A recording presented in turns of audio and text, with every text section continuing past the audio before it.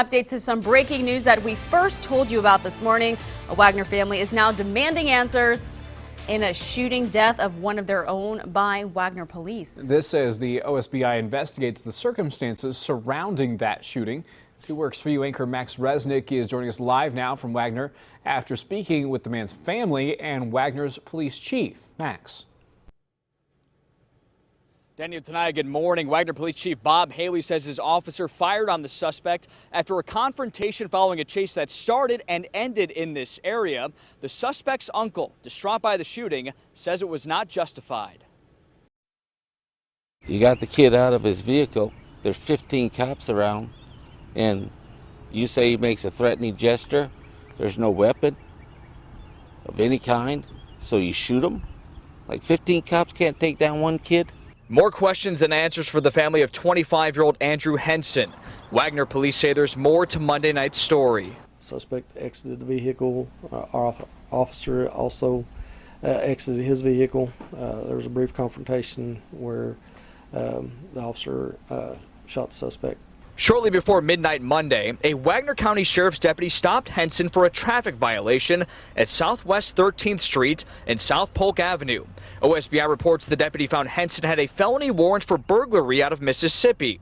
When the deputy tried to take Henson into custody, OSBI says Henson fled the scene, leading law enforcement on a chase. OSBI says Henson tried to run a deputy off the road. The deputy fired on Henson, missing him, bringing the chase right back to Southwest 13th and Polk. Once it ended up back in the city limits, the suspect vehicle ended up ramming one of our police cars and then subsequently crashed. Henson rolled his own vehicle, according to OSBI. Then, according to a Wagoner police officer, Henson made a threatening move towards him, and that's when the officer fired his weapon several times. Cynthia Crawford lives next to the shooting scene and says she saw Henson go down. Because he jumped out and went to go run.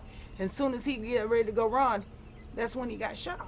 Wagoner police requested that OSBI investigate the shooting, far from reassuring for Henson's uncle Lyle Laverty. It's just going to be a rubber stamp.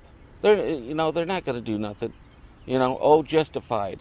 Laverty says Henson leaves behind a wife, 5-year-old, and 2-year-old.